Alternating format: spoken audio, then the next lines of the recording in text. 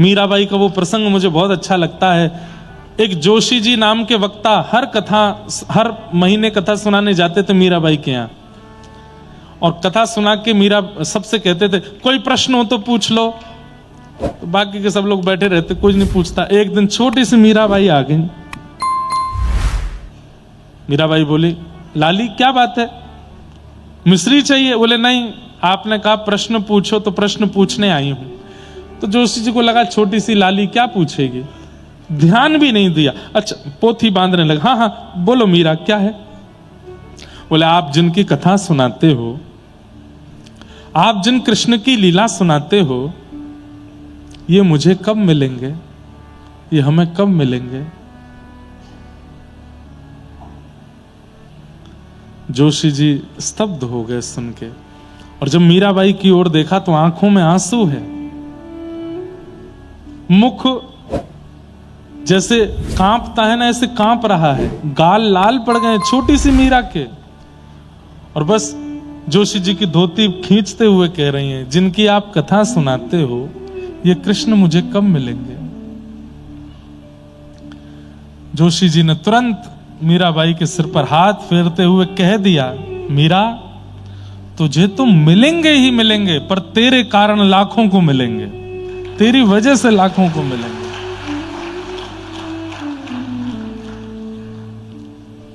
इतने अच्छे अच्छे सुंदर पद हैं मीराबाई के, मेरी स्मृति में जब आ जाते हैं तो मुझे लगता है मैं कैसे इनको छोड़ दूं, कैसे ना गाऊं।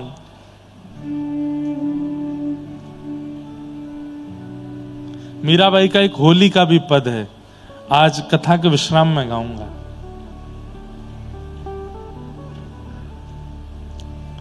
कबहू मिले पिया मोरा गोविंद, कबहू मिले पिया मोरा गोविंद, कबहू मिले।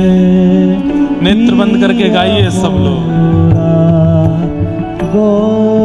और वही लोग गाइएगा जिनके चित्त में वास्तव में इच्छा है कि कभी मिले ठाकुर जी। मीराबाई के शब्दों में पुकारो, कबहू मिले पिया मोरा गोविंद, कबहू मिले पिया मोरा गोविंद, कबहू मिले पिया मोरा गोविंद, कबहू मिले पिया मोरा। हाँ निरखन को मोहे चाव घनेरो, निरखन को मोहे चाव घनेरो। हाँ निरखन को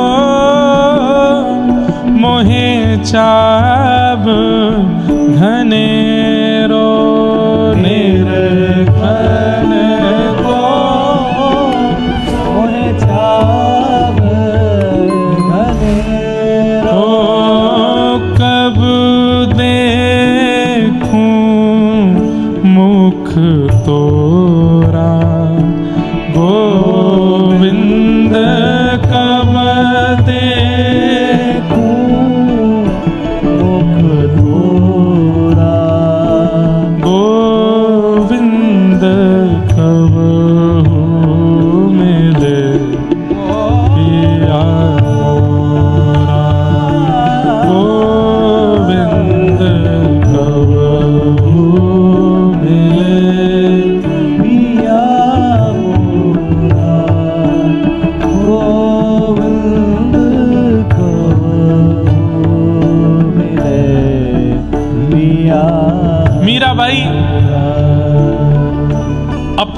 आधे जीवन निकलने के बाद वृंदावन आई हैं। सोचिए, 5 वर्ष की अवस्था से वृंदावन को भजने वाली मीराबाई कितने समय बाद वृंदावन आई हैं।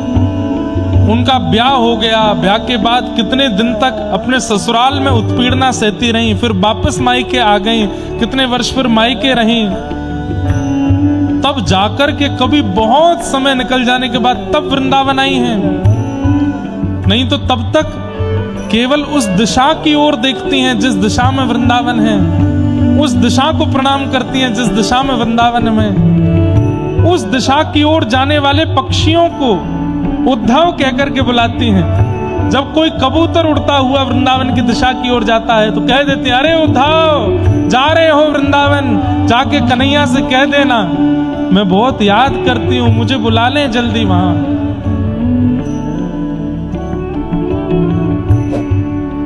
मेरी स्थिति मेरी गति सब तुम देख चुके हो, जाके उनको बता दो। व्याकुल प्राण धरत नहीं धीरज, व्याकुल प्राण धरत नहीं धीरज, व्याकुल प्राण धरत नहीं धीरज, व्याकुल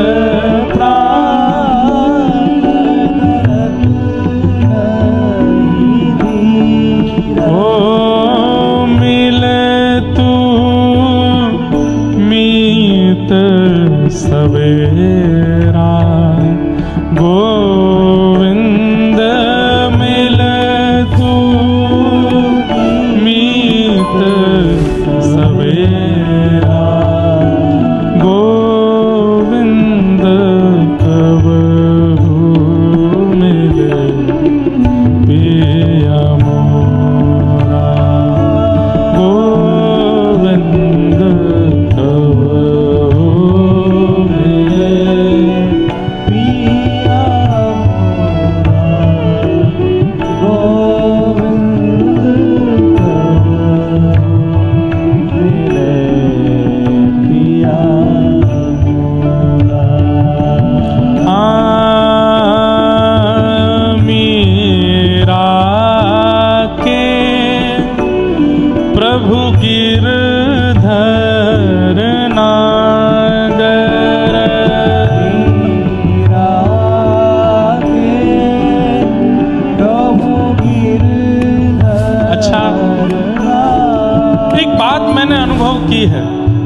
आप लोगों के अनुभव में आई कि नहीं पता नहीं, पर किसी व्यक्ति की पहचान उसके रूप से होती है, किसी व्यक्ति की पहचान उसके स्वभाव से होती है, किसी व्यक्ति की पहचान उसके धन ऐश्वर्य से होती है, किसी व्यक्ति की पहचान उसके पिता से होती है, पत्नी से होती है, पति से होती है, सब होती है पहचान।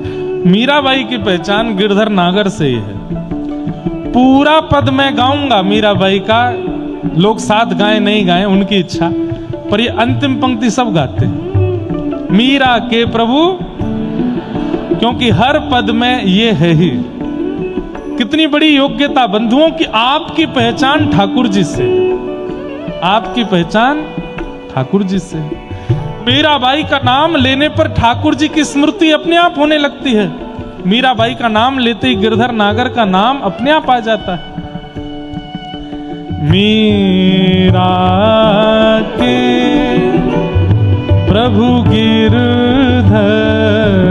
नागर, मीरा के प्रभु गिरधर नागर, हे प्रभु गिरधर नागर, हाँ प्रभु नटवर नागर,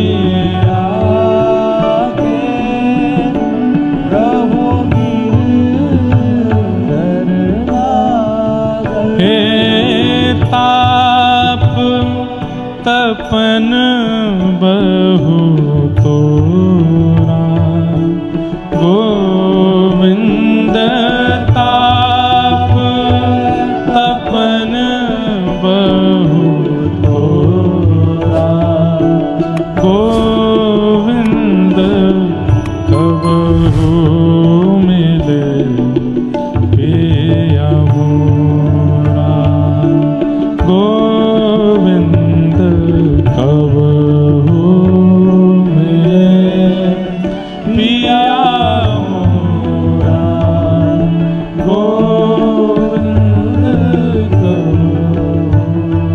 मिले पिया पिया मोरा, पिया मोरा, पिया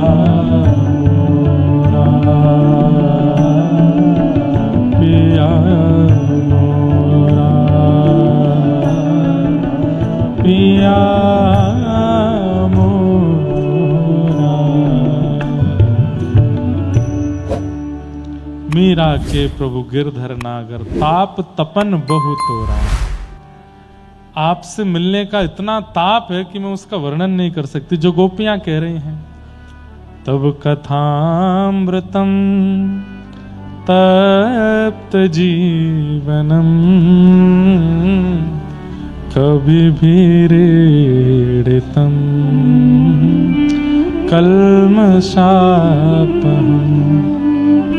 श्रवण मंगलम श्रीमदाततं, भुवि गृह्णन्ति ते भूरिदा जना।